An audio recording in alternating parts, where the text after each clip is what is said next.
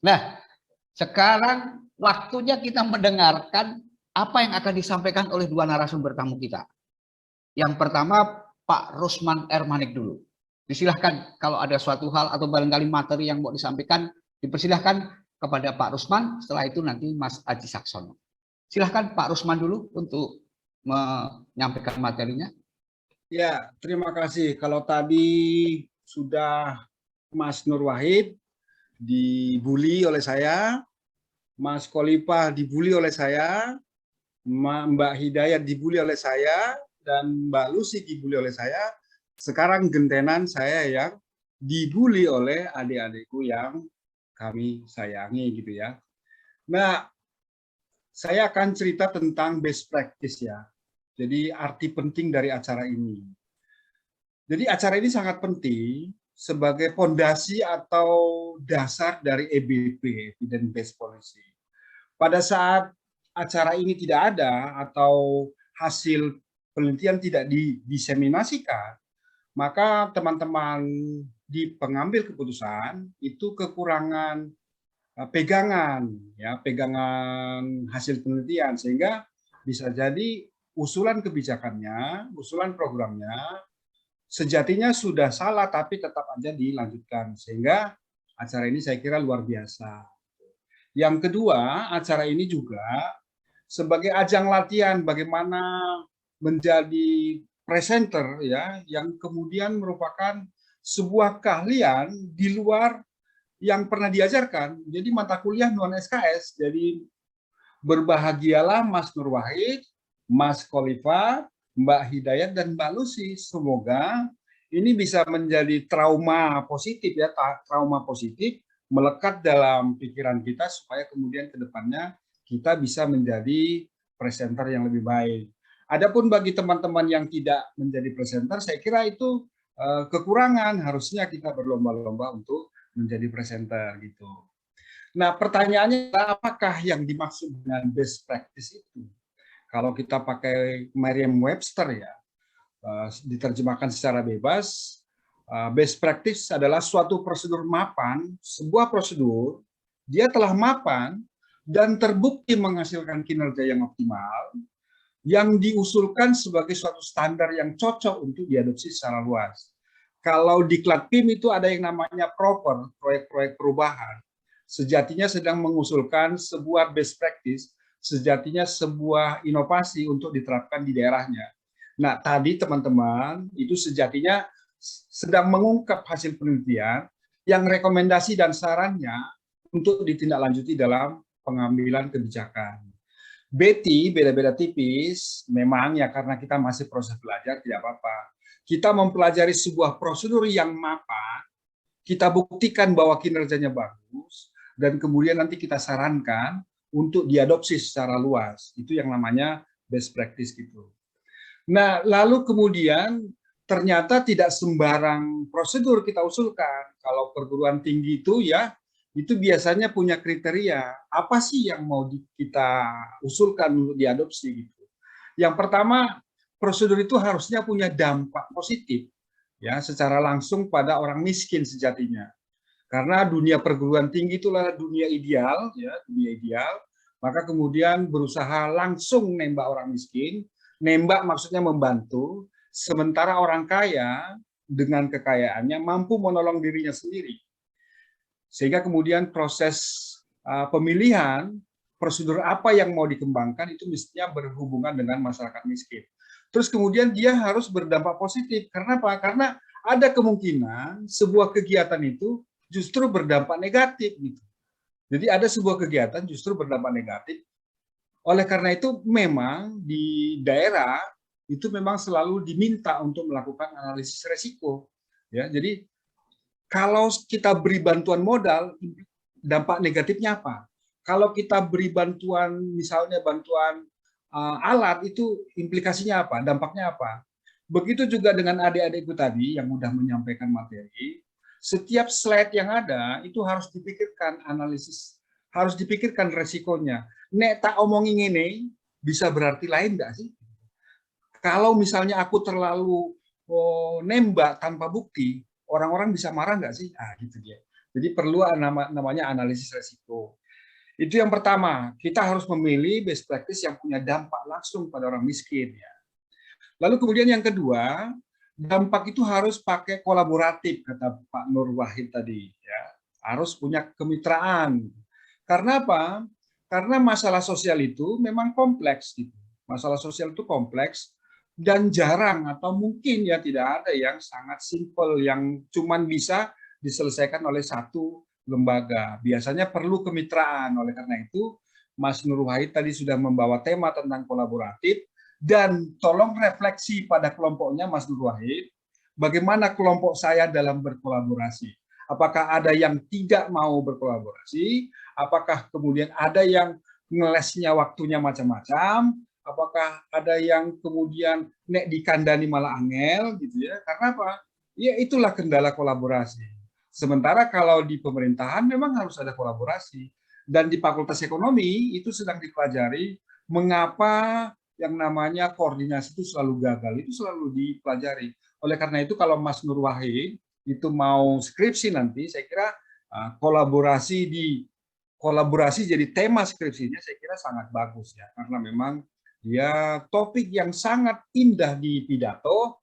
Ya, di pidato itu selalu disebut, tapi kemudian selalu lemah di lapangan. Yang berikutnya, best practice atau prosedur yang kita usulkan untuk diadopsi adalah yang punya keberlanjutan. Artinya kalau pemerintah itu bubar atau pemerintah itu tidak memberi dana, harusnya prosedur itu tetap memberi perubahan pada objeknya, pada unit analisisnya. Supaya apa? Supaya kemudian proses pemecahan masalah sosial itu menjadi bisa lebih berkelanjutan. Terus kemudian tentang kepemimpinan, leadership. Ini tadi Mbak Hidayat dan kemudian satunya lagi yang kolaboratif transformatif tadi ya Mbak Lucy ya, saya kira. Ini juga penting, yaitu tadi bahwa ternyata kejahatan itu bukan hanya karena niat, tapi juga karena kesempatan. Maka waspadalah, waspadalah. Jadi leadership itu perlu, ya, tapi kemudian bukan segala-galanya. Kalau misalnya tidak ada insentif dan disinsentif untuk kinerja, maksudnya PGPS itu apa maksudnya? Pinter, goblok, pendapatannya sama gitu. Tidak ada insentif untuk makin pintar, maka kemudian hasilnya ya jelek gitu Pak. Oleh karena itu, kebaikan itu bukan hanya karena niat orangnya, tapi juga karena ada insentif dan disinsentif. Ya, jadi ada yang namanya kesempatan, dan kemudian yang berikutnya adalah ada proses pengawasan pengendalian yang sistematis. Supaya apa? Supaya yang baik itu semakin lebih baik. Jangan sampai apa? Jangan sampai bad man drive out good man. Nah, maksudnya apa? Orang-orang yang buruk ya, itu justru merajai sebuah lembaga, menghilangkan, menghabiskan orang-orang yang baik. Nek ora, istilahnya ya, edan sih edan, tapi nek ya nek ora, apa itu bahasa Jawanya nanti disampaikan oleh Mas Aji gitu ya. Jadi zamannya zaman edan, nek ora edan, ora keduman, jangan gitu kan gitu Bapak ya. Terus kemudian yang berikutnya adalah transferability, bahwa best practice itu memang bisa ditransfer ya. Jadi bisa diterapkan di Sragen, bisa diterapkan di Gunung Kidul, dan bisa diterapkan di daerah-daerah lain. Maka kemudian itu yang kita sebut sebagai best practice. Dan ini implikasinya adalah pada riset. Wahai adik-adikku, adik-adikku itu kuliah di fakultas di Fisipol dengan mata kuliah jurusan manajemen kebijakan publik. Itu sejatinya adalah ilmu yang luar biasa. Karena apa? Karena menentukan kemiskinan itu mau dihilangkan apa enggak. Karena menentukan apakah perekonomian kita ini mau berkelanjutan apa enggak. Karena kebijakan yang baik itu harus dibangun dari sebuah riset kebijakan yang bisa dipertanggungjawabkan dan kemudian memang relevan. Maka adik-adikku, implikasinya apa?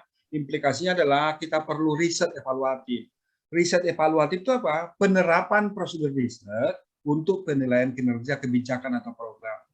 Bahkan di zaman sekarang, saya lupa menyebutkan, ada yang namanya rapid research. Rapid research, jadi tidak terlalu ketat pada prosedur, tapi dia tetap ilmiah dan agak cepat. Gitu. Jadi kalau ada pra, ya, ada PRA itu biasa lakukan di teman-teman sosial ya. Itu ada juga yang namanya rapid research. Nah, yang kita riset itu apanya? Relevansinya, relevan nggak sih program ini? Terus kemudian efektivitasnya, lalu kemudian efisiensinya, lalu kemudian dampaknya, lalu keberlanjutannya, kemanfaatannya, dan seterusnya. Ini sedikit teori tentang kebijakan publik atau riset evaluatif kebijakan publik. Gitu. Nah, ambil contoh, ini adik-adikku yang sedang kuliah, JPAL itu adalah sebuah lembaga think tank ya. Adik-adik juga think tank ya, adik-adik ini juga think tank.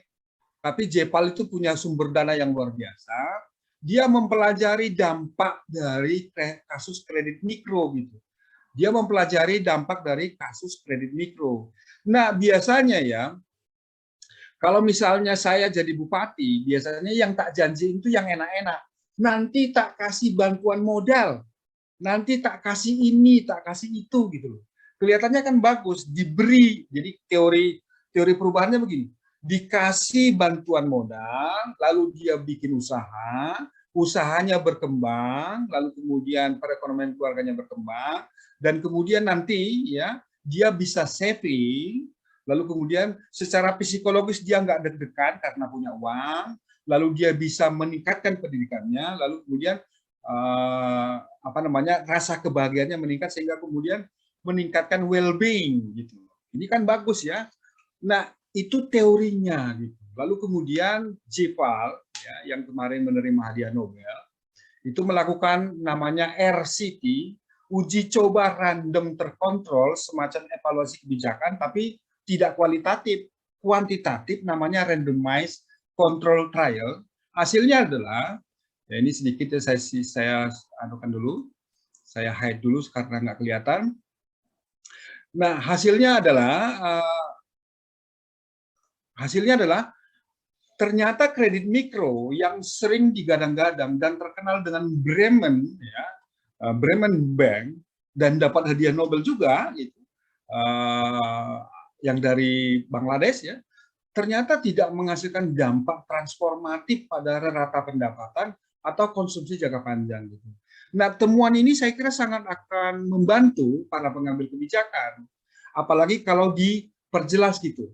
Pinjaman itu ternyata cenderung untuk konsumsi dan bukan untuk investasi. Dan kemudian implikasinya adalah tingkat pengembalian pinjaman menjadi rendah. Jadi dipakai untuk makan, syukur kalau makan, kalau untuk rokok kan gitu kan dapat juga ya. Dipakai untuk makan, bukan untuk konsumsi, sehingga kemudian ngemplangnya tinggi. Ngemplangnya tinggi, sehingga kemudian dana bergulir itu bukan lagi dana bergulir, bukan lagi dana abadi. Habis dia. Nah, rekomendasinya apa? Rekomendasinya adalah ubahlah target grupnya ke wirausaha kecil, potensial tinggi. Gitu. Jadi, rekomendasinya adalah perbaiki target grupnya. Lalu kemudian beri pilihan skema pinjaman yang lebih fleksibel. Nah, dua hal ini sangat penting untuk diketahui para pengambil kebijakan di Pemda Gunung Kidul untuk menjadi koridor pada saat mereka membangun sebuah program yang berkaitan dengan modal bergulir. Oh, ternyata kita harus memberi pada usaha yang kecil potensial tinggi, dan kemudian skema pinjamannya bisa lebih menarik. Gitu. Nah, lalu kemudian adik-adik bisa bertanya memang, Mas, kalau misalnya usaha itu untuk wirausaha berpotensi tinggi, itu kan berarti orangnya kaya-kaya. Nah, ini juga tantangan ke depannya. Bagaimana caranya supaya kita ketemu jenis usaha ya yang sesuai dengan potensi desa, dikelola oleh orang miskin, tapi nilai potensial, nilai rate of return-nya tinggi. Seperti misalnya berdagang rokok di Ngelangran gitu. Itu kan pengunjungnya banyak, lalu kemudian orang-orang merokok, dan kemudian tingkat pengembaliannya tinggi. Jadi tidak harus kaya, walaupun contoh rokok itu salah. Walaupun contoh rokok itu salah, hanya untuk membuat ekstrim saja sebenarnya. Nah, jadi adik-adik mohon dipelajari bahwa peran kita itu adalah memberi masukan kepada pengambil keputusan melalui sebuah riset yang baik, riset yang dapat dipertanggungjawabkan. Nah, lalu kemudian berikutnya, hal lain yang perlu kita cek adalah coba kita cari prosedur mana yang sudah mapan, lalu kemudian kita cek bagaimana kinerjanya. Contoh misalnya ya, ini saya ambil dari Kabupaten Sragen, mereka punya UPTPK, Unit Pelayanan Terpadu Penanggulangan Kemiskinan, berdirinya sudah lama, sekitar berapa tahun ya Bapak Ibu ya, ini lupa menyebutnya, tapi dia pernah menjadi apa? Top 99 inovasi pelayanan publik di Indonesia. Nah, sangat baik, saya kira teman-teman di Sragen akan suka bila ada riset terkait dengan terkait dengan kinerjanya supaya kedepannya bisa lebih baik gitu. Apakah memang harus dilanjutkan atau perlu diperbaiki supaya kemudian sesuai dengan perkembangan zaman. Nah, disinilah peran kita, peran adik-adik yang sedang belajar tentang kebijakan publik, yang mau nggak mau harus belajar riset, metodologi riset, beserta bagaimana caranya berpikir secara sistematis, ya, mata kuliah non SKS, ya, mata kuliah non SKS yang harus adik-adik pelajari, ya, yang nanti harus dinampakkan pada saat ujian pendadaran gitu. Oleh karena itu ini bagus ya, supaya kemudian hasil temuan ini bisa memberi arah proses pengembangan UPTPK itu. Nah, lalu kemudian adik-adikku kadang begini, mohon maaf, karena beban belajar itu ada pada siswa, maka kadang-kadang kita harus menghafalkan beberapa yang sangat penting. Seperti misalnya tadi 5M, man, material, method, mesin, matter, nature, itu harus dihafalkan gitu. Supaya bisa dipakai pada saat kita kepepet, supaya bisa dipakai pada saat kita ditanya. Ini ada kerangka pikir lagi, namanya kerangka 7S. Gitu. Tidaklah diturunkan penyakit kecuali telah ada obatnya. Tidaklah lembaga itu buruk kecuali 7S ini buruk. Gitu. Jadi kalau kita mau menguji ini, UPTPK, kita bisa pakai yang namanya teori dari Waterman tentang kerangka kerja 7S. Bagaimana strukturnya? Ada nggak ketua, ada nggak sekretaris, ada nggak itunya. Lalu kemudian bagaimana sistemnya, gitu. Ya, bagaimana, apakah ada SOP-nya, gitu. Lalu kemudian bagaimana style kepemimpinan kepala UPTPK tadi. Bagaimana dengan stafnya, apakah stafnya itu ada, selalu senyum, dan kemudian selalu bahagia, atau bagaimana, itu perlu dicek. Lalu kemudian apakah stafnya itu punya skill yang cukup, sesuai tupoksi dari UPTPK itu, gitu. Lalu kemudian bagaimana strategi mereka supaya apa? Supaya dampak negatif yang mungkin muncul dari lembaga itu bisa diminimalisir. Karena apa? Karena menurut penelitian dari JPAL, kredit mikro itu terbukti tidak menghasilkan dampak transformatif pada rata pendapatan atau konsumsi jangka panjang, justru tingkat pengemplangannya cukup tinggi. Paling tidak ini hasil penelitian dari JPAL yang kemudian bisa kita pakai, kita cocokkan, tanda kutip gitu, kita cek, kita tes di beberapa lembaga yang memang tugasnya seperti itu, ditambah dengan apa 7S dari McKinsey ini. Sebagai pedoman, waktu kita turun ke lapangan, itu yang kita lihat. Gitu. Ya, supaya kemudian nanti kajian kita lebih dalam. Gitu. Nah, lalu kemudian berikutnya, ini saya kira saya lompat karena waktu ya.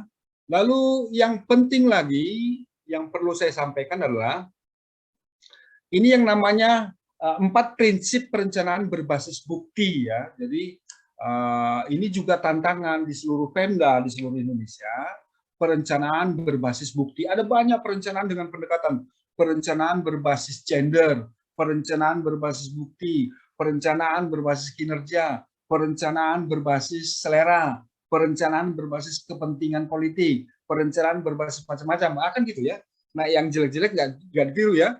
Nah, untuk yang ini ada 4 prinsip perencanaan berbasis bukti yang sejatinya dudukannya ada di UGK, yaitu adik-adik mahasiswa. Ya. Yang dudukannya itu justru pada riset-riset adik-adik semua. Perencanaan berbasis bukti. Nah, yang pertama apa? Prinsip pertama, pastikan ada bukti apa yang telah berhasil berjalan, mana sih program yang sukses, mana yang tidak, termasuk cost efektivitasnya, termasuk biayanya. Jadi adik-adik mungkin belum pernah dapat mata kuliah evaluasi proyek, ya, cost benefit analysis mungkin itu juga harus dipelajari tersendiri. Jadi jangan nunggu dosennya, karena mungkin tidak ada mata kuliahnya, tapi kita harus memperkaya diri kita dengan stock of knowledge yang lebih banyak, karena beban pembelajaran itu ada pada kita. Ya, jadi misalnya cost benefit analysis yang biasa dipelajari di Fakultas Ekonomi itu kita pelajari nggak apa-apa. Terus kemudian prinsip yang kedua, monitor program delivery. Jadi proses harus ada yang namanya monitoring dan pengendalian. Ya. Monitoring dan pengendalian juga membutuhkan bukti-bukti dan kemudian itu sebuah tipe riset tersendiri. Jadi tipe riset tersendiri adalah dia riset kebijakan tapi riset bagaimana implementasinya. Bagaimana implementasinya? Apakah memang sudah tepat waktu, tepat lokasi, tepat saran, dan lain-lain. Terus kemudian yang berikutnya adalah use rigorous evidence to improve program. Jadi seluruh bukti-bukti tadi itu kemudian dipakai untuk memperbaiki kinerja, memperbaiki program gitu. Nah, jadi ada dua kata kunci ya. Yang pertama adalah proof dan improve ya, berbasis bukti. Kita mencari proof dari sebuah kebijakan untuk kemudian menangkapnya sebagai bagian dari improve gitu. Oleh karena itu, maka kemudian adik-adik ya, ini memang harus betul-betul ditingkatkan kemampuan riset kita supaya kemudian kita menjadi fondasi dari perencanaan berbasis bukti di daerah. Yang terakhir ini ya, kita harus mendorong encourage innovation and test new approach gitu. Jadi ada 4 prinsip perencanaan berbasis bukti. Nah, perencanaan berbasis bukti itu menurut Pak Agus Dwianto almarhum ya, mantan ketua LAN dulu, Indonesia masih lemah dalam membangun evidence based policy. Setidaknya terkait dengan 2 konteks ya. Satu, ketersediaan evidence dan kemudian penggunaan evidence. Kadang-kadang evidence-nya ada tapi tersimpan di perguruan tinggi, tidak didiseminasi seperti ini, sehingga kemudian tidak terjangkau oleh ASN, sehingga kemudian tidak digunakan dalam proses pengambilan kebijakan. Oleh karena itu, adik-adikku ya, jadi acara ini sebenarnya dalam rangka menghasilkan, menyediakan evidence, ya, lalu kemudian disosialisasikan, terjangkau oleh banyak orang, untuk kemudian digunakan pada proses pengambilan kebijakan. Inilah jembatan, ya, diseminasi ini adalah jembatan antara dunia perguruan tinggi, ya, yang kemudian jangan hanya di Menara Gading, ya, tapi betul-betul menginjak ke bumi, ya, menginjak jembatan antara perguruan tinggi tidak di Menara Gading untuk kemudian sebagai sebagai pengarah, ya, pengarah tanda kutip, bukan dalam artian atasan bawahan ya, pengarah artinya memberi insight kepada pengambil kebijakan itu. Nah, jadi adik-adik, bagi adik-adik yang mau melakukan studi kebijakan ya, itu bisa banyak hal ya. Ini ada 4 tipe, silakan dipelajari nanti. Tapi umumnya adalah biasanya dia bersifat evaluatif ya, Jadi apa saja sih dampak yang dihasilkan? Lalu kemudian apakah ada unintended consequences gitu? Apakah ada dampak negatif yang justru tidak kita rancang dari awal? Jadi misalnya begini, jadi kita beri bantuan modal atau kita beri bantuan uang kepada orang miskin, lalu orang miskinnya punya paradigma yang berbeda. Dulu itu paradigmanya itu apa? Budayanya bukan budaya miskin, tapi malu miskin. Dulu malu miskin, tapi karena ada uang, maka kemudian berlomba-lomba untuk miskin, yaitu unintended consequences, sehingga kemudian seberapa banyak pun uang untuk pengentasan kemiskinan, justru orang miskinnya makin banyak.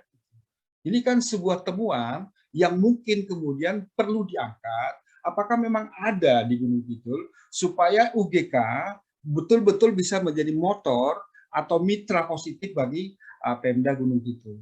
Atau kita mempelajari masalah cost efektivitasnya. Apakah program ini dibanding dengan program yang lain lebih murah biayanya, tapi tetap lebih efektif.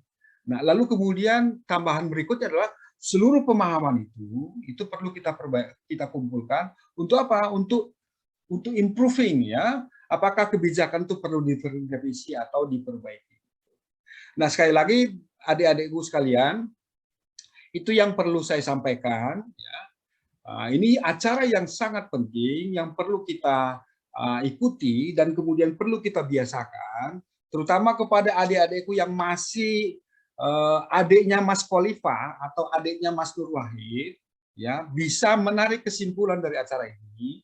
Yang pertama, kembangkan diri terus-menerus. Yang kedua, pakai analisis resiko. Nek tak omongin ini, ya, nek tak omongin ini ada nggak dampak negatifnya? Yang ketiga, hasil penelitian itu harus bermanfaat bagi masyarakat.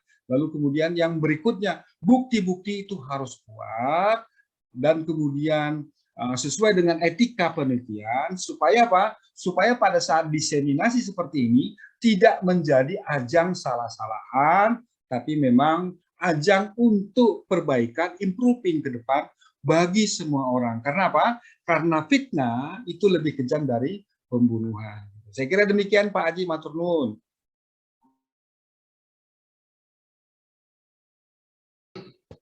Bapak Rosman El-Manik yang telah memberikan wawasan baru saya kira kepada teman-teman mahasiswa. Dan menjadi penting saya kira acara ini selalu saja dihadirkan untuk sekali lagi dalam konteks pembelajaran. Terima kasih Pak Rusman atas waktunya. Untuk itu dipersilahkan kepada Mas Aji Saksono dari Bapeda untuk memaparkan atau apa yang akan disampaikan untuk teman-teman pada kesempatan kali ini. Silakan Mas Aji Saksono. Ya, terima kasih Pak Pak Muji. Saya share screen ya.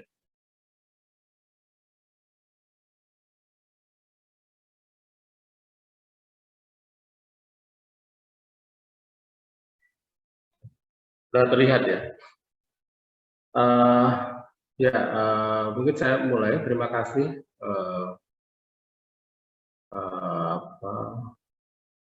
Bapak Ibu khususnya dari Universitas Gunung Kidul yang telah mengundang saya dalam kegiatan webinar ini, yang saya pikir dari topiknya ini suatu yang memang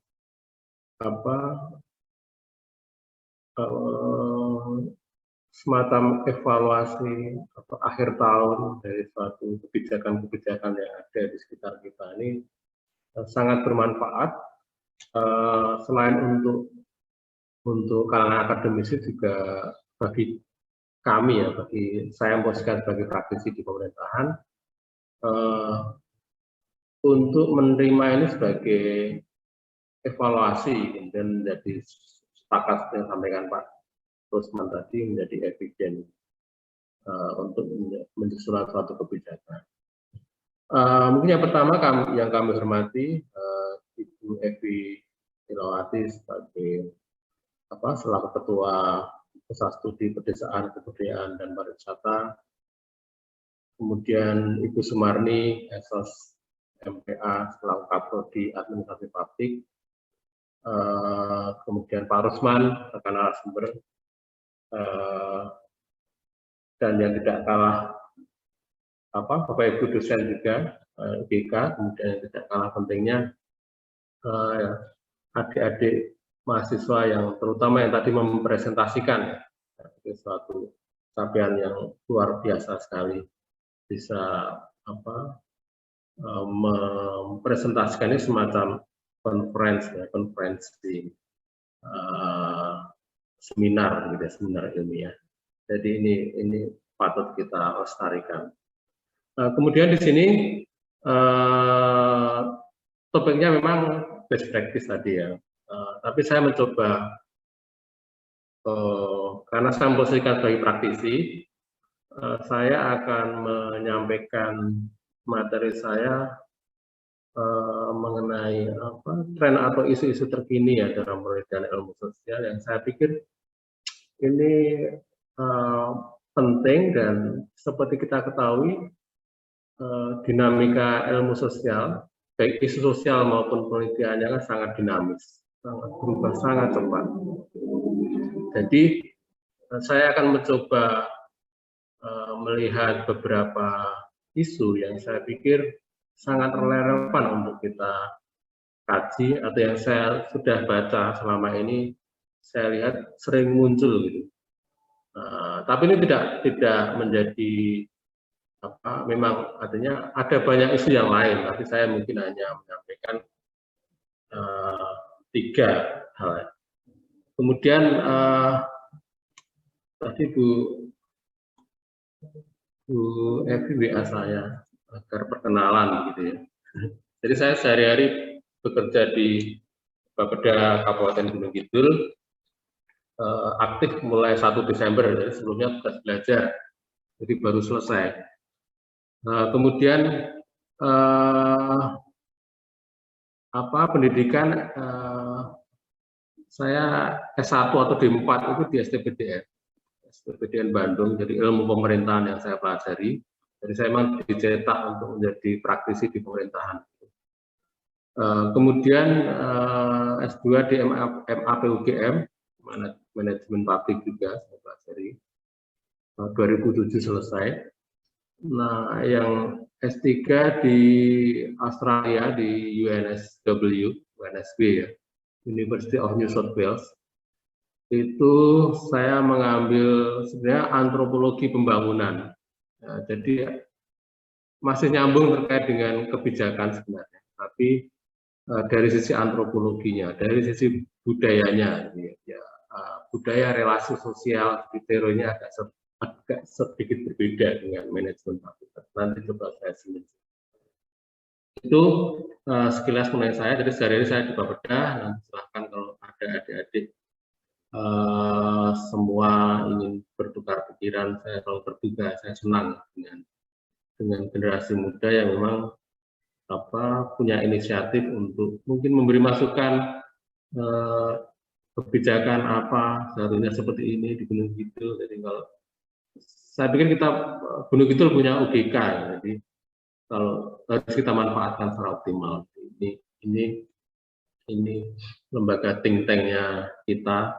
Nah, selain kalau kita Bapeda juga disebut sebagai lembaga think tank, jadi kita bisa berkolaborasi bersama. Itu. Kemudian, ini saya memberi judul mengenai tren terkini dalam pemerintahan ilmu sosial. Kemudian ini sistematika atau apa yang mau saya sampaikan di presentasi saya, karena saya memposisikan sebagai praktisi pemerintahan. Gitu. Nanti akan saya sampaikan isu sosial terkini itu apa, kemudian saya akan masuk sedikit mengenai manajemen publik gitu ya, sebagai sebuah perspektif dalam memahami isu-isu sosial yang ada di sekitar kita. Jadi favorit saya selama kuliah di manajemen publik itu ya belajar manajemennya, belajar bagaimana mengelola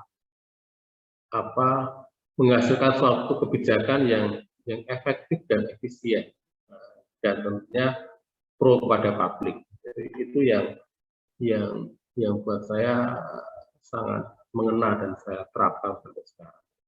Kemudian nanti akan saya selanjutnya akan saya munculkan sedikit contoh kasus yang pernah saya lakukan juga untuk melihat bagaimana manajemen publik itu bisa membingkai kasus itu, bagaimana kita belajar dari hal itu, apa yang salah dan kenapa kebijakan menjadi efisien, kenapa gagal. Kemudian nanti akan saya simpulkan. Nah ini, saya melihat isu sosial terkini dalam penelitian sosial itu ada 3 paling tidak yang saya pikir sangat relevan. Ya. Yang pertama isu kemiskinan atau kesenjangan. Ini karena ini ibarat dodolan, ini menjual payung sangat laku. Bapak adik-adik ingin kuliah kemana, itu sangat laku dijual untuk dapat beasiswa. Kalau adik merupakan mungkin di konsultan pembangunan, ini sangat laku dijual untuk mendapatkan dana dan sebagainya. Jadi isu kemiskinan itu sangat relevan, dan masih menjadi kajian-kajian penting termasuk kesenjangan ya, terutama setelah tahun 90-an. Jadi kalau kita melihat isu kemiskinan sebagai suatu isu pembangunan, tahun 90-an itu adalah era-era yang sangat penting ketika isu pembangunan terutama internasional itu bergeser dari isu ekonomi ke isu yang lebih ke penanggulangan kemiskinan, yang lebih menyentuh manusia atau kelompok-kelompok marginal. Itu tahun 90-an. Jadi sebelumnya kalau kita melihat di Indonesia tahun 67 itu ada bimbingan massal, mungkin adik-adik nggak tahu. Bimbingan massal itu programnya Pak Harto untuk membantu petani, dikasih bibit, dikasih pupuk yang murah, subsidi, biar produksi beras naik tahun 67. Tapi ini isunya ekonomi, karena isu produktif. Jadi bagaimana meningkatkan pangan secara global. Nah, ini di Indonesia BIMAS, tapi di internasional dibingkai menjadi istilahnya revolusi. Jadi isu pembangunan kita itu tidak bisa dilepaskan dari internasional. Nah, setelah tahun 90 itu berubah menjadi kemiskinan, termasuk di kita ada IDT tahun 92 ya, 93, Impres Desa Tertinggal sama Pak Harto juga. Jadi desa-desa yang miskin itu dibantu, ya kemudian menjadi PPK, program penanggulangan kemiskinan kecamatan ya, program pengembangan kecamatan, dan sekarang PNPM yang berakhir 2015. Jadi ini adalah upaya, karena saya praktisi ya, pemerintah dengan kebijakannya untuk menanggulangi kemiskinan dengan program-program kemiskinan. Jadi ini yang selalu isu yang selalu ada yang kita tangkap. Kemudian yang kedua, ini isu menurut saya lumayan baru, isu teknologi sosial media. Kemudian khususnya yang terkait dengan disruption era atau disrupsi, atau bagaimana teknologi itu berkembang sangat pesat, kemudian masyarakat dinamis berubah, sehingga kita harus di pemerintahan itu terkadang telat. Saya contohkan seperti sosial media membuat pariwisata di Gunung Kidul sangat maju meningkat, tapi ini tidak diimbangi dengan kesiapan kita. Jadi kalau Bapak Ibu lihat bagaimana tanah-tanah di kawasan pantai itu sudah banyak diakuisisi oleh para investor luar Gunung Kidul. Jadi masyarakat Gunung Kidul menjual dengan harga murah. Kemudian bagaimana infrastruktur jalan terlambat kita lebarkan sehingga sering akhirnya macet jalan ke arah pantai. Begitu. Jadi kita selalu ketinggalan di era-era saat era teknologi, era sosial media. Nah, isu ini yang harus saya pikir belum banyak diekspor, sehingga kita telat, pemerintah telat dalam mengantisipasi karena sudah terlanjur ada, baru kita berpikir bagaimana kita mengantisipasi atau menyusuli dengan aturan yang seringkali terlambat. Kemudian yang ketiga isu lingkungan atau sustainable development kalau kita bahas sebagai isu pembangunan yang berkelanjutan. Gitu ya. Ini juga penting. Kalau sekarang kan orang semakin peduli terhadap lingkungan, semakin bahwa sesuatu produk itu harus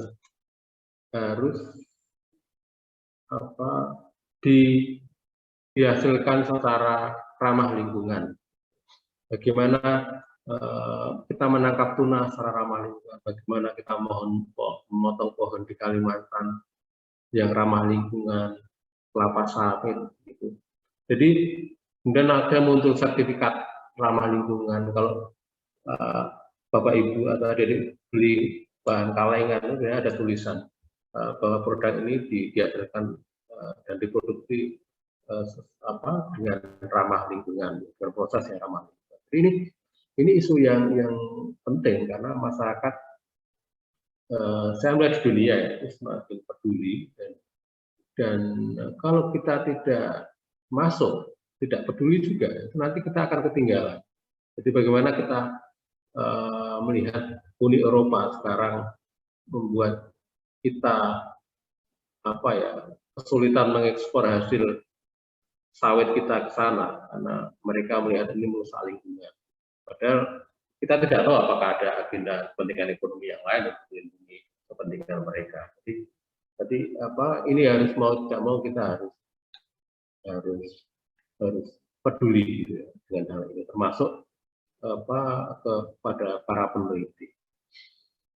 Jadi itu 3 isu yang saya pikir sangat relevan untuk kita teliti saat ini, kemudian masih sampai ke beberapa tahun ke depan dan turunannya. Gitu. Kemudian, ini sebagai seorang praktisi di birokrasi, ini saya coba kaitkan juga dengan jurusan administrasi publik yang melaksanakan kegiatan pada pagi siang hari ini ya. Saya paling dari banyak konsep teori di perkuliahan terkait dengan administrasi publik atau manajemen publik, administrasi negara, itu saya paling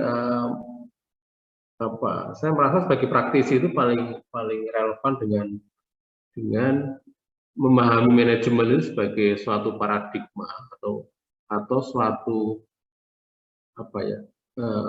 cara pandang yang dinamis ya, yang bergeser. Dan ada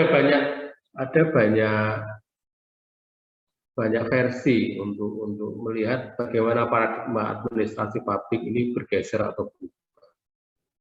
Jadi ini di sini saya melihat manajemen publik sebagai suatu ilmu terapan. Jadi tidak ilmu tapi ilmu yang bisa kita aplikasi